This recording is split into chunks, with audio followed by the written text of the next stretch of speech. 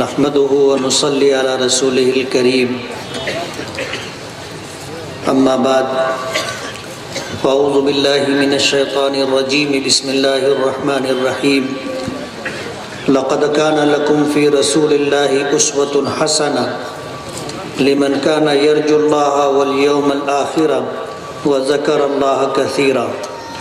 صدق الله العظيم۔ آج کے سیرت النبی صلی اللہ علیہ وسلم کی اس باوقار تقریب کے صدر محترم الحاج سید محمد علی صاحب دیوبند سے تشریف لائے ہوئے مشہور نعت خواں میرے ہم کلاس اور ہم درس قاری احسان محسن صاحب دامت برکاتہم، اسٹیج پر تشریف فرما معززین شہر، خاص طور پر بھساول سے تشریف لائے ہوئے حافظ رفیق احمد ملی صاحب، مولانا ظہیر احمد ملی صاحب، حافظ مستقیم صاحب، حاجی محمد مکی، مولانا عبدالقیوم قاسمی، حافظ عبدالصمد صاحب، مولانا خالد اختر رشیدی اور قاری خالد صاحب، مولانا فاروق ملی صاحب، اس پروگرام کے منتظمین میں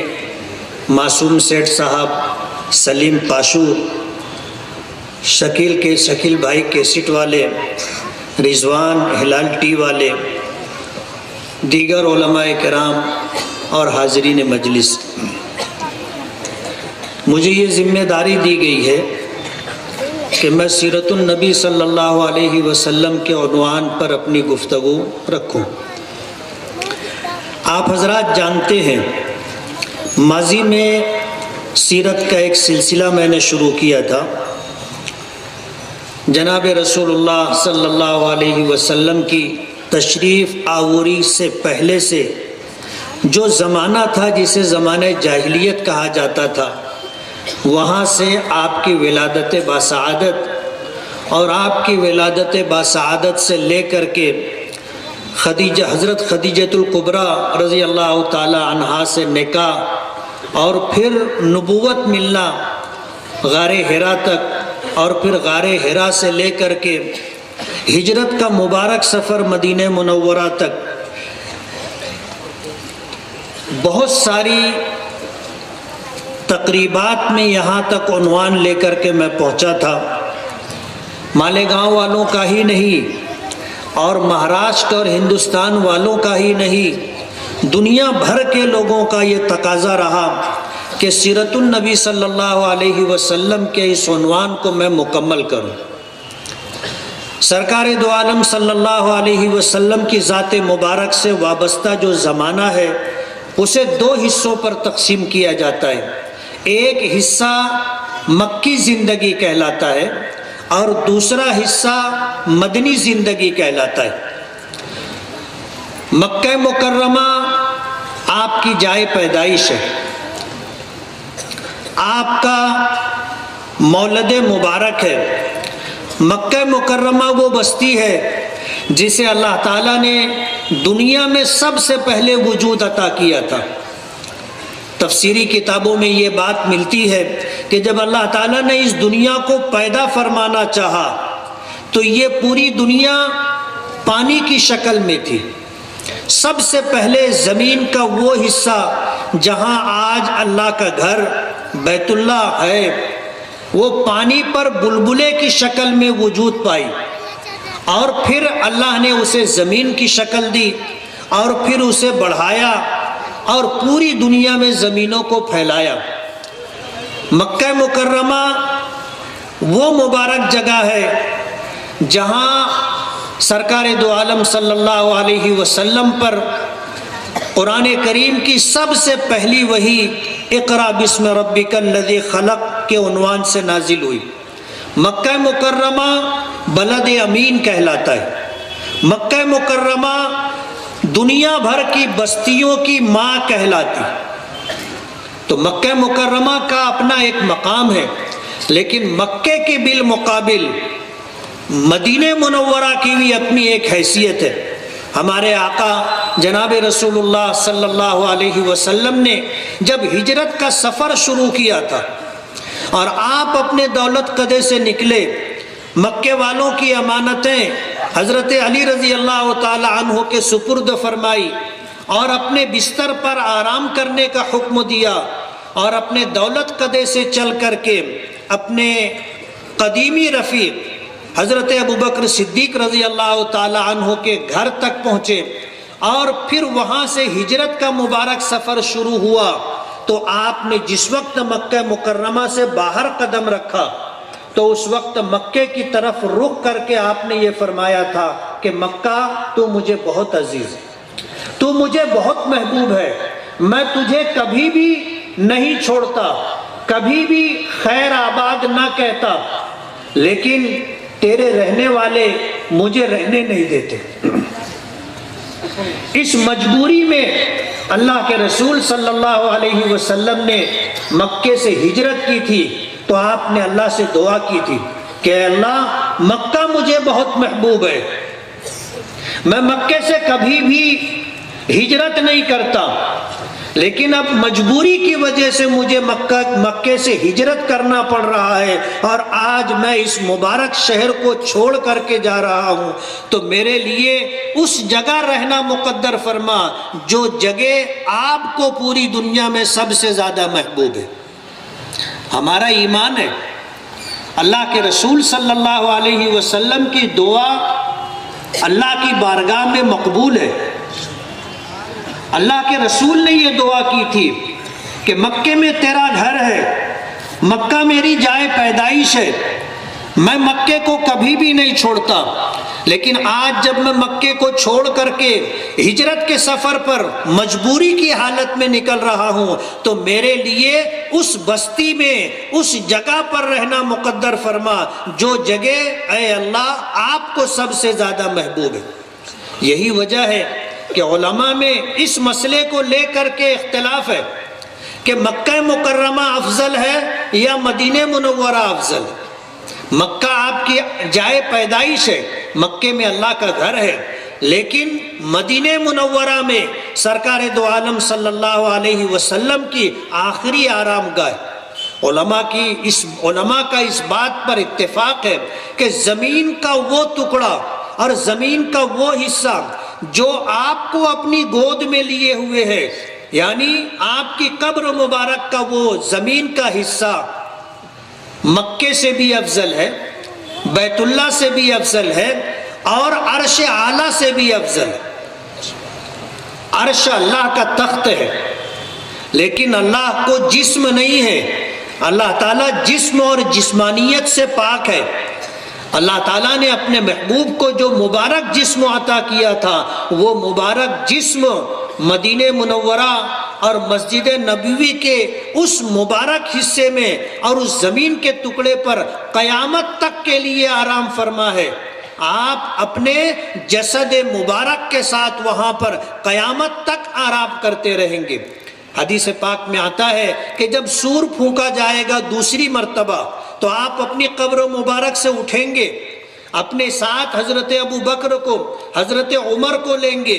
اور جنت البقیع جو مدینہ منورہ کا قبرستان ہے وہاں تشریف لے جائیں گے، اور وہاں جتنے مدفون اہل ایمان ہیں ان کو اپنے ساتھ لیں گے، اور پھر مکہ مکرمہ کا وہ قبرستان جسے جنت المعلی کہا جاتا ہے، وہاں جتنے اہل ایمان مدفون ہیں انہیں اپنے ساتھ لیں گے، اور پھر میدان محشر میں پہنچیں گے۔ ایک زمانہ تھا آپ کے جسم مبارک کو چرانے کی نیت سے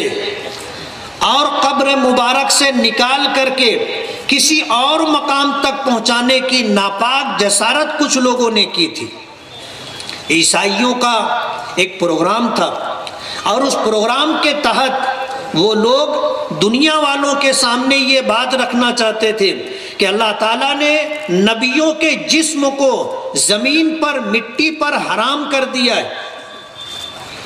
اور انبیاء کرام علیہم الصلاۃ والسلام اور خاص طور پر ہمارے آقا جناب رسول اللہ صلی اللہ علیہ وسلم جو نبیوں کے سردار، اگر اللہ کے نبی ہیں تو آپ کا جسم موجود ہوگا، آپ کا جسم موجود ہوگا، اس لیے قبر مبارک کو کھول کر کے دیکھا جائے۔ اگر آپ کا جسم ہوگا تو آپ اللہ کے نبی ہیں، اور اگر آپ کا جسم نہیں ہوگا تو آپ اللہ کے نبی نہیں تھے۔ یہ پروگرام اور سازش عیسائیوں نے رچی تھی، اور انہوں نے 2 آدمیوں کو مدینہ منورہ بھیجا تھا جن کو یہ پروگرام دیا گیا تھا کہ قبر مبارک سے آپ کے جسم مبارک کو نکال کر کے کسی نامعلوم مقام تک پہنچا دیا جائے۔ یہ 2 شخص مدینہ منورہ آئے اور روضہ مبارک کے قریب انہوں نے ایک مکان کرائے سے لیا،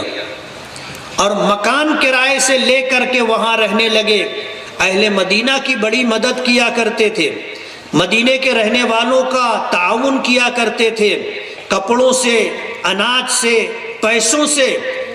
اس طرح مدینے کے لوگوں کی مدد کیا کرتے تھے۔ اور اہل مدینہ کو ان سے بڑی عقیدت تھی، دن بھر رات بھر وہ کہیں باہر نہیں جاتے تھے، اپنے گھر پر ہی جو کرائے سے لیا تھا وہیں رہتے تھے۔ اور پروگرام یہ تھا کہ جب رات میں دنیا سو جاتی تھی تو وہ اس جگہ کھدائی کر رہے تھے۔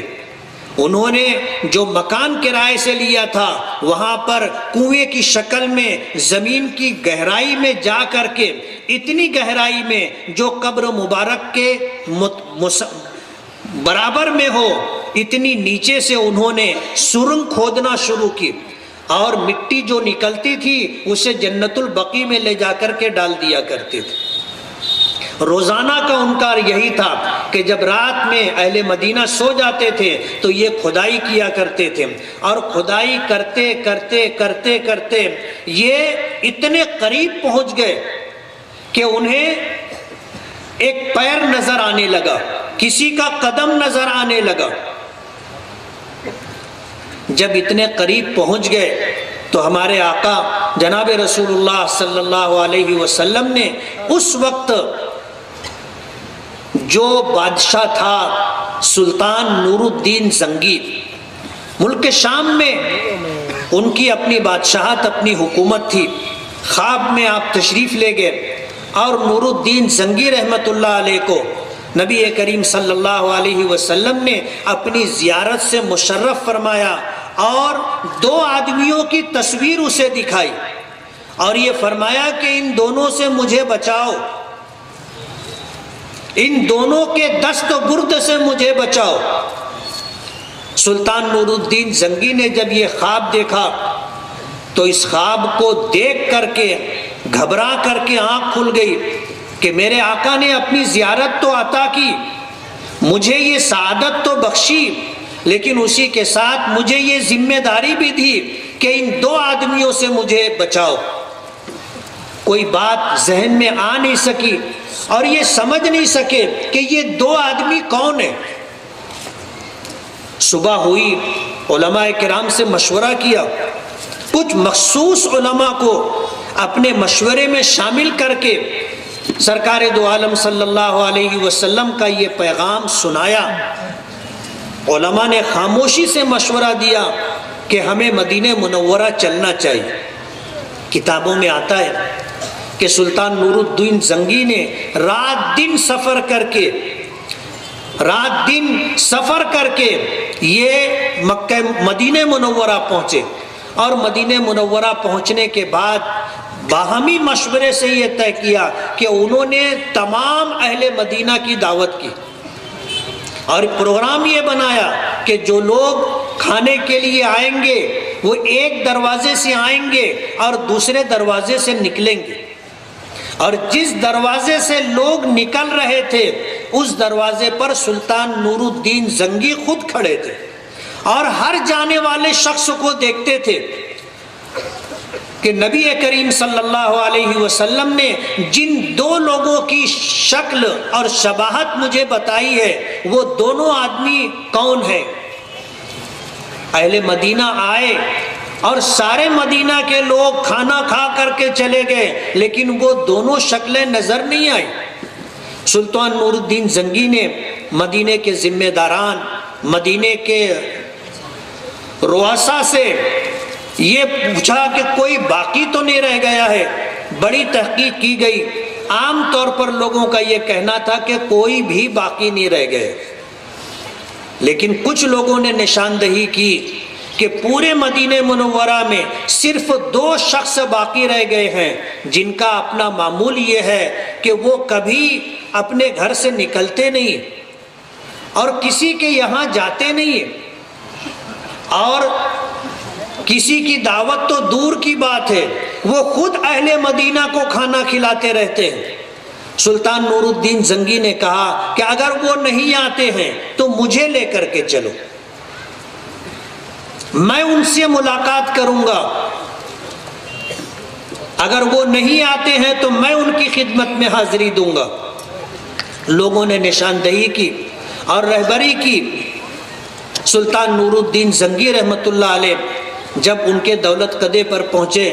جب ان کے گھر پر پہنچے، دروازہ بند تھا، دروازے پر دستک دی،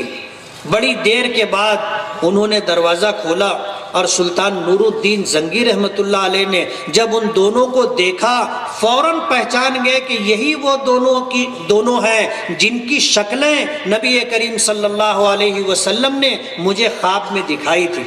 حیران ہو گئے کہ یہ 2 آدمی اہل مدینہ میں اتنے مقبول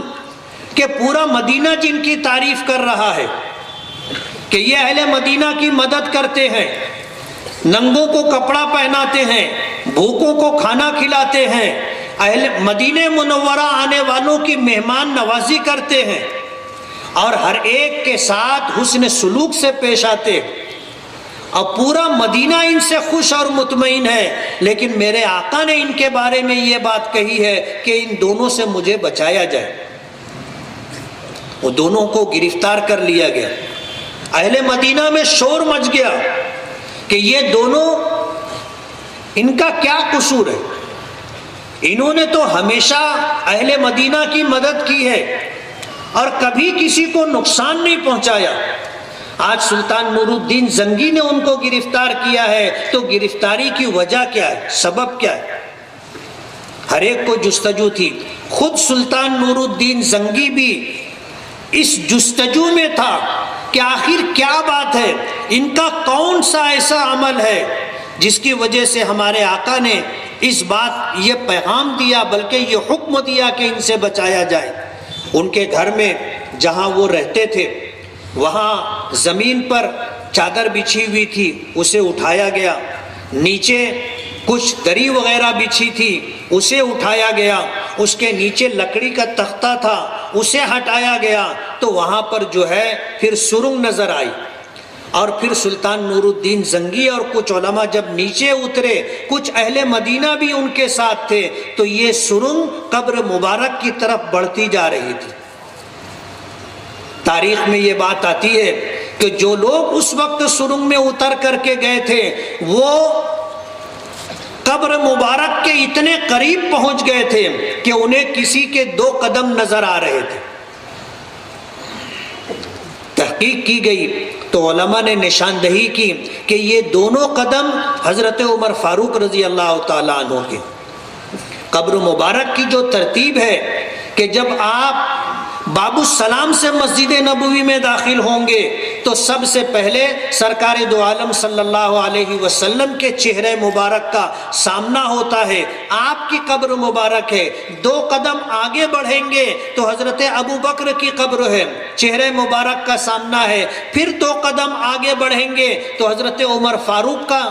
چہرہ مبارک ہے جس کا سامنا ہوتا ہے۔ تو سب سے آگے نیچے کی طرف حضرت عمر فاروق کا قدم تھا۔ یہ عیسائی سرنگ کھودتے کھودتے اس مقام تک پہنچ گئے تھے کہ حضرت عمر فاروق رضی اللہ تعالیٰ عنہ کا قدم نظر آنے لگا تھا۔ تب اہل مدینہ کو پتہ چلا، جب ان دونوں پر سختی کی گئی تو ان دونوں نے اس بات کا اظہار کیا اور اس راز کو انہوں نے واضح کیا کہ نصارہ نے، بادشاہوں نے ہمیں بڑی دولت اور مال کا لالچ دے کر یہ پروگرام دیا تھا کہ ہم اس طرح سرکار دو عالم صلی اللہ علیہ وسلم کے جسم مبارک کو نکال کر کے لے جائیں، اور بعد میں پھر مسلمانوں میں یہ شور پیدا کیا جائے کہ اگر آپ کے نبی واقعی اللہ کے نبی تھے تو قبر مبارک میں ان کا جسم موجود ہونا چاہیے۔ اگر جسم مبارک نکال کر لے جایا گیا ہوتا اور وہ اپنی سازش میں کامیاب ہو گئے ہوتے تو آپ اندازہ کرو کہ نبی کریم صلی اللہ علیہ وسلم کی قبر مبارک میں کیا ملتا، اور قیامت تک دنیا شکوک و شبہات میں رہتی کہ اگر آپ اللہ کے نبی تھے تو آپ کا جسم مبارک کہاں ہے۔ لیکن ظاہر بات ہے انہم یکیدون کیدا واکید کیدا، اللہ پاک کا ارشاد ہے کہ یہ مشرکین اور نافرمان، یہ کافرین، یہ مکر اور فریب کرتے ہیں اور اللہ تعالیٰ تدبیر فرماتے ہیں۔ یہ اللہ کی تدبیر تھی۔ سبب کے درجے میں اللہ تعالیٰ نے سلطان نور الدین زنگی کو یہ سعادت عطا کی تھی کہ انہوں نے نبی کریم صلی اللہ علیہ وسلم کے جسم مبارک کی حفاظت کے لیے جو ذمہ داری اللہ نے دی تھی اسے پوری کی۔ تاریخ میں آتا ہے کہ پھر سلطان نور الدین زنگی نے آپ کی اور آپ کے دونوں ساتھی حضرت ابو بکر اور حضرت عمر، ان تینوں صحابہ، ان تینوں مبارک ہستیوں کی قبروں کے ارد گرد اتنی گہری کھدائی کی کہ زمین سے پانی نکلنے لگا، اور پھر اس جو کھدائی تھی اسے شیشے سے بھر دیا گیا تاکہ قیامت تک کوئی بھی ناپاک شخص زمین کے نیچے سے آپ کے جسم مبارک تک نہ پہنچ سکے۔ اور پھر اس کے بعد دیواروں کے ذریعے سے آپ کی قبر مبارک کو گھیر دیا گیا۔ یہ زمین کا یہ ٹکڑا جو قیامت تک آپ کو اپنی گود میں لیے ہوئے ہے، کبھی بھی کسی ناپاک شخص کی سازش کامیاب نہیں ہو سکتی کہ زمین کے اس ٹکڑے کو آپ کے جسم مبارک سے محروم کر دے۔ مدینہ منورہ زمین کا یہ ٹکڑا جو آپ کی قبر مبارک سے، آپ کے جسم مبارک سے مس کیا ہوا ہے، پوری دنیا کی تمام تر زمینوں سے، حتیٰ کہ مکہ مکرمہ، بیت اللہ اور عرش سے بھی افضل ہے۔ اس کے بعد مدینہ منورہ افضل ہے یا مکہ مکرمہ افضل ہے؟ علماء کی ایک جماعت کہتی ہے کہ مکہ افضل ہے، اور ایک جماعت یہ کہتی ہے کہ مدینہ منورہ افضل ہے۔ مکی زندگی، آپ نے اپنی زندگی کے 53 سال مکہ مکرمہ میں گزارے، تو یہ 53 سالہ زندگی مکی زندگی کہلاتی ہے۔ اور جب آپ نے مکے سے ہجرت کی اور مدینہ منورہ تشریف لے گئے تو آپ نے مدینے میں 10 سالہ عرصہ، اپنی زندگی کے آخری 10 سال آپ نے مدینہ منورہ میں گزارے۔ یہ 10 سالہ زندگی مدنی زندگی کہلاتی ہے۔ مکی زندگی ہم نے سیرت کے مختلف جلسوں میں ترتیب سے بیان کرتے ہوئے مکمل کی تھی۔ مدنی زندگی جس سے اسلام کو شوکت ملی، اسلام کی بقا، اسلام کی حفاظت، اسلام کی نشر و اشاعت کا موقع مدینہ منورہ سے ملا۔ قرآن کریم کا ایک بہت بڑا حصہ مدینہ منورہ میں نازل ہوا، اسلام کے بیشتر احکامات مدینہ منورہ میں نازل ہوئے، اور شریعت کی تکمیل مدینہ منورہ میں رہتے ہوئے جب آپ نے سفر فرمایا حج کا تو اللہ پاک نے شریعت کو مکمل کیا، اور قرآن کریم کی آیت نازل ہوئی تھی الیوم اکملت لکم دینکم وَأَتْمَمْتُ عَلَيْكُمْ نِعْمَتِي وَرَضِيتُ لَكُمُ الْإِسْلَامَ دِينًا، کہ آج کے دن میں نے تمہارے لیے تمہارا دین مکمل کر دیا۔ وَأَتْمَمْتُ عَلَيْكُمْ نِعْمَتِي، اور تم پر اپنی نعمتیں تمام کر دی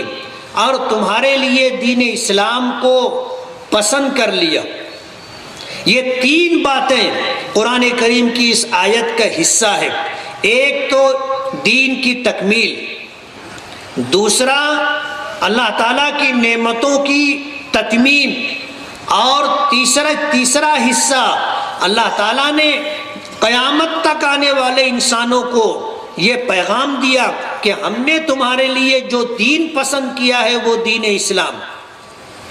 مدنی زندگی نبوی زندگی کا بہت اہم حصہ ہے،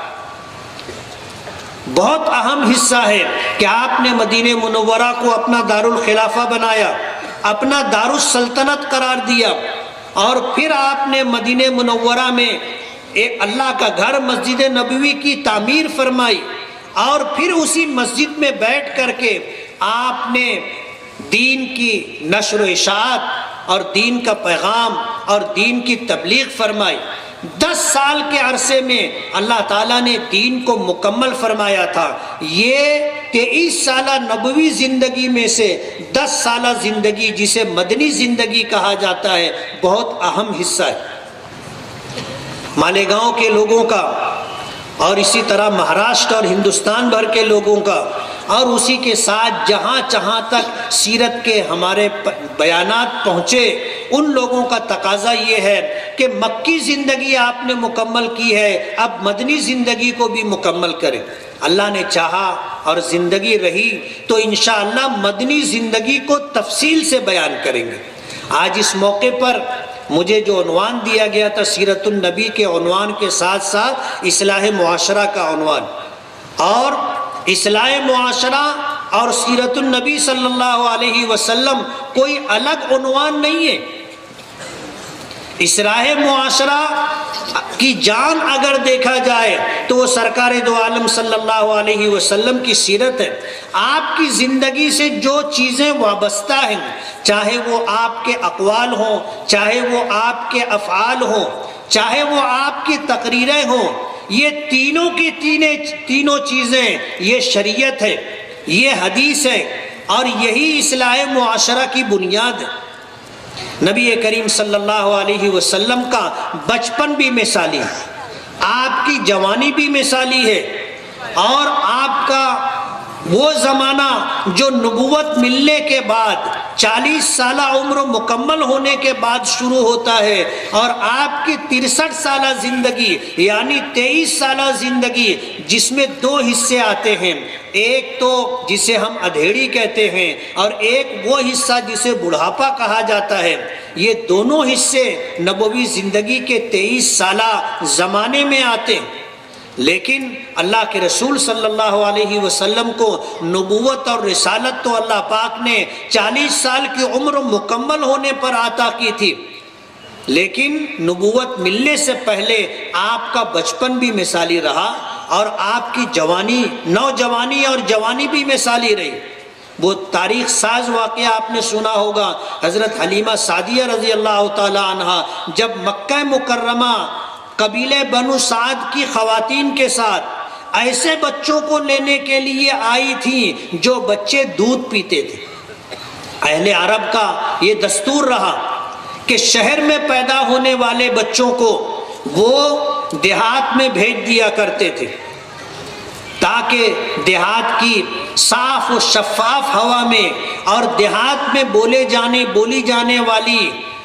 فصیح و بلیغ عربی زبان اور دیہات میں رہنے والوں کی اہل عرب کی جو اصل تہذیب ہے یہ سب کچھ بچہ سیکھ سکے۔ اور اس کے لیے مختلف دیہاتوں میں رہنے والی مختلف قبائل کی خواتین مکہ آتی تھیں اور دودھ پیتے بچوں کو لے جایا کرتی تھیں اور جا کر کے دودھ پلاتی تھیں، اور دودھ پلانے کا زمانہ ختم ہو جائے کچھ اور زمانے تک جب تک بچے کے ماں باپ اور سرپرست چاہتے تھے انہیں اپنے پاس رکھا کرتی تھیں، جن میں ان بچوں کی تہذیب، ان بچوں کی تعلیم، ان بچوں کی تربیت اور زبان دانی، اچھے اخلاق اور بہادری اور جرأت کے اوصاف ان میں پیدا ہو جائیں۔ یہ ساری چیزیں بچوں کو دیہات میں جو عربوں کی اصل تہذیب سی وہاں سے ملا کرتی تھی۔ قبیلہ بنو سعد سے بھی خواتین مکہ مکرمہ آئی، اور مکہ مکرمہ آ کر کے مختلف گھروں سے انہوں نے بچے جمع کیے۔ سرکار دو عالم صلی اللہ علیہ وسلم کی ولادت باسعادت ہو چکی تھی۔ آپ کے گھر پر بھی ایسی عورتیں آئیں جو بچوں کو دودھ پلایا کرتی تھی۔ کتابوں میں سیرت کی کتابوں میں یہ بات ملتی ہے کہ ان عورتوں کا مقصد یہ ہوتا تھا کہ ہمیں مالدار گھرانوں کے بچے مل جائے تاکہ ان کے بچوں کو دودھ پلانے اور ان کی تربیت اور خدمت کے عوض ہمیں اچھی رقم مل سکے۔ گھر گھر وہ خواتین جا رہی تھی۔ یہ خواتین حضرت آمنہ رضی اللہ تعالی عنہا کے گھر بھی آئیں، آ کر کے آواز دی گھر میں بچہ ہے؟ تو جواب ملا کہ ہاں گھر میں بچہ ہے۔ پھر انہوں نے پوچھا کہ بچے کا باپ ہے؟ یہ جواب ملا کہ نہیں، بچہ یتیم ہے۔ وہ خواتین آگے بڑھ گئی اور جن گھروں سے بچے ان کو لینے تھے، جہاں سے کچھ مال ملنے کی امید تھی، ان گھروں سے انہوں نے بچے لے لیے۔ ایک حلیمہ سعدیہ ایسی بچی تھی کہ جن کو کہیں کسی گھر سے بچہ نہیں ملا، اور یتیم بچے کو کوئی لینا نہیں چاہتا تھا کہ جب یہ بچہ یتیم ہے، باپ کا سایہ سر پر نہیں ہے، تو اس بچے کو دودھ پلانے کی اور اس بچے کی تربیت اور تعلیم پر جو خدمت ہم کریں گے اس کا معاوضہ ہمیں کون دے گا؟ اور اگر ملے گا بھی تو یتیم بچے کی طرف سے، اس کے گھر سے ہمیں جو معاوضہ ملے گا وہ بہت معمولی ہوگا۔ لوگوں نے سرکار دو عالم صلی اللہ علیہ وسلم کو چھوڑ دیا تھا۔ حلیمہ سعدیہ اپنے شوہر سے کہنے لگی کہ سب کے پاس بچے ہیں، ایک تنہا میں ایک ایسی عورت بچی ہوں کہ جس کو مکے سے کوئی بچہ نہیں ملا، خالی ہاتھ جانے سے بہتر یہ ہے کہ ہم اس یتیم بچے کو لے کر کے چلے جائیں، ورنہ قبیلے کے لوگ ہمیں تانا دیں گے۔ میاں بیوی کا مشورہ ہوا، رات میں مشورے میں یہ بات طے ہوئی، اور صبح حلیمہ سعدیہ رضی اللہ تعالی عنہا جن کے حصے میں سرکار دو عالم صلی اللہ علیہ وسلم کی رضاعت یعنی دودھ پلانا اور خدمت اور تربیت لکھی ہوئی تھی، اس سعادت کو حاصل کرنے کے لیے حلیمہ سعدیہ سرکار دو عالم صلی اللہ علیہ وسلم کے در دولت پر پہنچی، اور پھر جا کر کے یہ پیغام دیا، ہم آپ کے بچے کو لے جانا چاہتے ہیں۔ گھر کے لوگوں نے حضرت آمنہ نے یہ بات کہی کہ بچہ یتیم ہے، تو بھی وہ راضی ہو گئی کہ ہاں ہم یتیم بچے کو لینے کے لیے تیار۔ کہا جاتا ہے، سیرت میں یہ بات ملتی ہے کہ جب حضرت آمنہ رضی اللہ تعالی عنہا نے اپنا بچہ جناب رسول اللہ صلی اللہ علیہ وسلم کو جب حلیمہ سعدیہ کے سپرد کیا، تو ہمارے آقا نے حلیمہ سعدیہ کو دیکھ کر کے مسکرا کر کے یہ پیغام دیا تھا کہ تم سب سے زیادہ مالدار اور سب سے زیادہ نوازی جانے والے۔ اللہ نے حلیمہ سعدیہ کے دل میں حضور کی مسکراہٹ سے وہ محبت بھر دی کہ حلیمہ سعدیہ نے فوراً آپ کو لے کر کے اپنے سینے سے لگا لیا۔ تاریخ میں آتا ہے، سیرت کی کتابوں میں یہ بات ملتی ہے کہ قبیلے بنو سعد میں قحط سالی چل رہی تھی، اور اس قحط سالی کی وجہ سے جانوروں کو چارہ نہیں مل رہا تھا، پانی نہیں مل رہا تھا، اور لوگوں کو غلہ نہیں مل رہا تھا، لوگ بھوکے تھے۔ تو جب کوئی خاتون بھوکی ہو اور پیٹ میں کچھ نہ ہو تو اس کی چھاتی میں بھی دودھ نہیں ہوتا۔ حلیمہ سعدیہ کہتی ہیں کہ میری گود میں پہلے سے میرا اپنا بچہ تھا، اور کوئی رات اس بچے کی پیدائش کے بعد سے ایسی نہیں گزری تھی کہ بچہ رات بھر آرام سے سویا ہو۔ بچہ بھوکا ہوتا تھا، میری چھاتی میں دودھ نہیں ہوتا تھا، اور بچہ بھوک کی وجہ سے رات بھر روتا رہتا تھا اور بار بار اڑ جایا کرتا تھا۔ اب میں نے ایک بچے کو اور لے لیا تھا، میں آپ کو جب لے کر کے اس جگہ پر آئی جہاں ہمارا پڑاؤ تھا، وہاں آنے تک میری چھاتی دودھ سے بھر گئی، اور پھر میں نے اس بچے کو جسے دنیا رسول اللہ کے نام سے جانتی ہے، اسے جب میں نے اب دودھ پلانا شروع کیا تو داہنی طرف سے اس بچے نے دودھ پیا، اور جب میں نے یہ چاہا کہ اسے بائیں طرف سے دودھ پلاؤں تو اس بچے نے چھاتی کو منہ نہیں لگایا۔ پھر میں نے اپنے بچے کو بائیں طرف سے دودھ پلایا۔ یہ میرے بچے کی پیدائش کے بعد پہلی رات تھی کہ اس پڑاؤ پر ہم لوگ رات بھر آرام سے سوئے، اور میرا اپنا بچہ دودھ پی کر سیر ہو کر کے آرام سے سوتا رہا۔ پہلی رات تھی۔ میں اس واقعے سے جو بات کہنا چاہتا ہوں وہ یہ کہ ہمارے آقا کا بچپن بھی مثالی تھا، بچپن بھی مثالی تھا کہ دودھ پینے کا زمانہ، لیکن ناانصافی نہیں کی۔ ایک طرف سے آپ نے دودھ پیا، دوسری طرف اپنے دودھ شریک بھائی کے لیے چھوڑ دیا، بائیں طرف حلیمہ سعدیہ کی چھاتی سے منہ نہیں لگایا۔ بچپن بھی مثالی تھا اور آپ کی جوانی بھی مثالی تھی، بے داغ جوانی۔ زمانہ جاہلیت تھا، اور زمانہ جاہلیت اس زمانے کو کہتے ہیں جہاں کوئی قدر باقی نہیں رہی تھی، قدریں پامال ہو چکی تھی، جس کی طاقت اس کی حکمرانی، جسے جنگل راج کہتے ہیں۔ بیواؤں کا، یتیموں کا، مسکینوں کا کوئی پوچھنے والا نہیں تھا۔ جو طاقتور ہوتا تھا، جس کی لاٹھی اس کی بھینس، یہ نظام اور قانون زمانہ جاہلیت میں چلتا تھا۔ شراب پینا لوگوں کا اپنا شوق تھا۔ شراب، جس کے پاس جتنی پرانی شراب ہوتی تھی وہ سماج میں اتنا زیادہ معزز سمجھا جاتا تھا۔ شراب ہر ایک کی گھٹی میں پڑی ہوئی تھی۔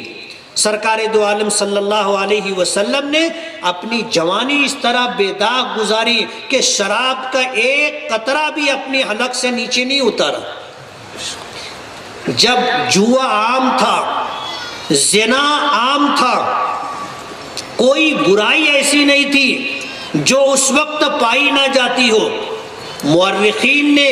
وہ زمانہ جو سرکار دو عالم صلی اللہ علیہ وسلم کی ولادت مبارکہ کا زمانہ تھا، اسے زمانہ جاہلیت قرار دیا۔ ساری قدریں مٹ چکی تھی،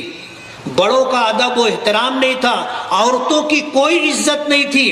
بچی پیدا ہوتی تھی اسے زندہ درگور کر دیا جاتا تھا، زندہ دفن کر دیا جاتا تھا۔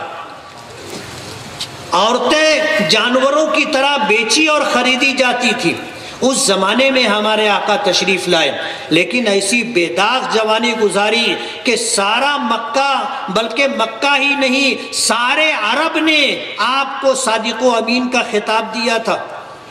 آپ کو نبوت نہیں ملی تھی۔ مکے کا وہ واقعہ یاد کیجئے کہ جب سیلاب آیا اور بیت اللہ کی دیواریں منہدم ہو گئی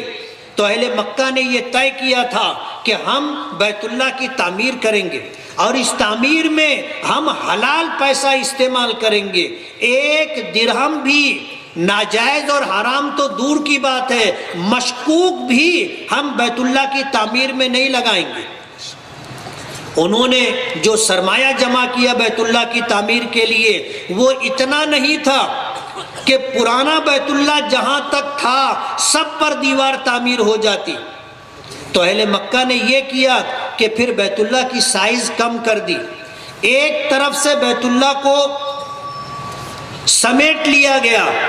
اور تقریباً 6 گز کے برابر جگہ بیت اللہ کی باہر چھوڑ دی، یعنی ایک دیوار 6 گز اندر کر کے انہوں نے تعمیر کی۔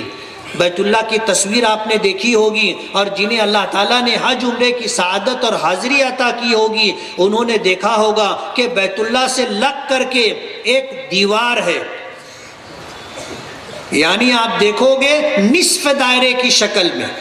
یعنی پورا دائرہ نہیں، آدھا دائرہ جو بنتا ہے ایسی ایک دیوار ہے جسے حتیم کہتے ہیں۔ بیت اللہ کا یہ حصہ بیت اللہ کا اپنا اندر کا حصہ ہے، 6 گز 6 ہاتھ، وہ جگہ بیت اللہ کی انہوں نے باہر چھوڑ دی۔ سرمایہ کم تھا، دیوار تھوڑی اندر سے تعمیر کر دی۔ اللہ کی حکمت و مصلحت ہے۔ آج ایسا ہے، ماضی میں کبھی ایسا تھا جب حج کرنے والے بہت کم ہوا کرتے تھے تو بیت اللہ کے اندر سب کو جانے کی سعادت مل جاتی تھی۔ آہستہ آہستہ حالات ایسے ہو گئے کہ اب صرف جو ہے حکمراں یا سرکاری مہمان یا بڑے علماء ایسے ہی لوگوں کو بیت اللہ کے اندر داخلے کی سعادت نصیب ہوتی ہے۔ اللہ تعالیٰ نے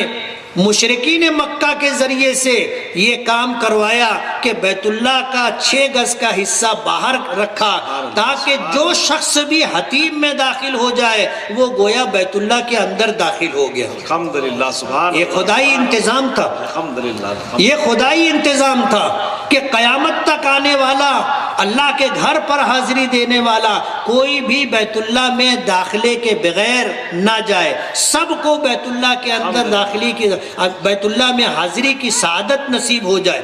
مشرکین مکہ نے دیواریں تعمیر کی، اور دیوار تعمیر کرنے کے بعد جب دیوار اونچائی میں اس مقام تک پہنچی جہاں حجر اسود نصب کیا گیا تھا، تو اب یہ ہوا کہ حجر اسود کو بیت اللہ کے اس مقام پر کون رکھے گا؟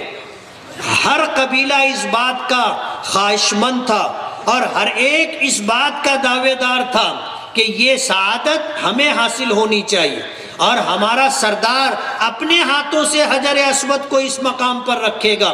یہ گفتگو چلتی رہی اور گفتگو میں تیزی آتی رہی، حالات اس طرح کے بنے کہ پھر تلواریں نکل آئی کہ اب حجر اسود کی تنصیب کو لے کر کے اہل مکہ کے تمام قبائل میں آپس میں جنگ کی نوبت آ گئی۔ بڑی مشکلوں کے ساتھ لوگوں کے مشورے سے یہ بات طے کی گئی کہ کل صبح جو سب سے پہلے حرم میں داخل ہوگا، جو حرم میں داخل ہوگا وہ جو فیصلہ کرے گا تمام قبائل اسے منظور کریں گے۔ ظاہر بات ہے جب یہ لوگوں کے علم میں ہے تو سبھی، ہر قبیلے کا آدمی چاہتا تھا کہ سب سے پہلے حرم میں وہ داخل ہو، لیکن خدائی انتظام تھا، اللہ تعالیٰ نے اہل مکہ پر نیند مسلط کر دی تھی۔ سرکار دو عالم صلی اللہ علیہ وسلم سب سے پہلے بیدار ہوئے اور آپ نے حرم محترم میں سب سے پہلے اپنا قدم مبارک رکھا۔ نعرہ تکبیر، نعرہ تکبیر۔ اور اہل مکہ نے آپ کو دیکھ کر کہا تھا کہ حاضر رجل صادق و امین، کہ یہ وہ شخص ہے جو ہم میں سب سے زیادہ سچا اور ہم میں سب سے زیادہ امانت دار ہے، اس کے فیصلے پر ہم مطمئن ہیں، ہم راضی ہیں۔ الحمدللہ۔ نبی کریم صلی اللہ علیہ وسلم جوان تھے، آپ نے اپنے جسم سے اپنی چادر اتاری اور اسے زمین پر بچھایا، اور پھر اپنے ہاتھوں سے حجر اسود کو اٹھا کر کے اس چادر کے بیچ میں رکھا، اور تمام قبائل سے ایک ایک شخص کو لے کر کے یہ کہا کہ ہر آدمی اس چادر کو ہاتھ لگا کر کے اٹھائے۔ تمام قبائل کے سرداروں نے چادر کو چاروں طرف سے پکڑ کر کے اٹھایا اور حجر اسود کو اس مقام تک لے کر کے گئے جہاں بیت اللہ کی دیوار میں اسے نصب کرنا تھا۔ تو آپ نے پھر یہ اعلان کیا کہ تمام قبائل کے لوگ مجھے اپنا وکیل بنا دیں، میں سب کی طرف سے وکیل بن کر کے چادر پر سے اس حجر اسود کو اٹھا کر کے بیت اللہ کی دیوار پر رکھ دوں۔ تمام قبائل نے بخوشی اس بات کو قبول کیا۔ پھر آپ نے اپنے دست مبارک سے حجر اسود کو چادر سے اٹھا کر کے بیت اللہ کی اس دیوار پر رکھا جہاں پہلے اسے نصب کیا گیا تھا۔ یہ آپ کی جوانی تھی، بے داغ جوانی، اور اتنا معزز مقام اللہ پاک نے آپ کو دیا تھا، اور مکے کے لوگوں نے آپ کی جوانی کو صداقت و امانت کے اعتبار سے اس طرح بے داغ مانا تھا اور قبول کیا تھا کہ پھر آپ کے اس فیصلے سے سب نے اتفاق کیا۔